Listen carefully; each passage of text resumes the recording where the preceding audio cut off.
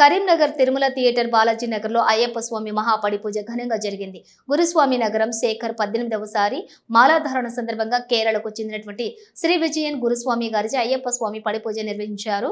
ప్రముఖ రచయిత సింగర్ గంగపుత్ర నరసింహారావు గారి బృందంచే భజన సంకీర్తనలతోటి ఆ ప్రాంతమంతా మారుమ్రోగింది. విఘ్నేశ్వర స్వామి, సుబ్రహ్మణ్య స్వామి, అయ్యప్ప స్వామికి అష్టోత్తర పూజ నిర్వహించిన అనంతరం 18 కలశాల పూజ నిర్వహించి అనంతరం పడి ముట్టించారు.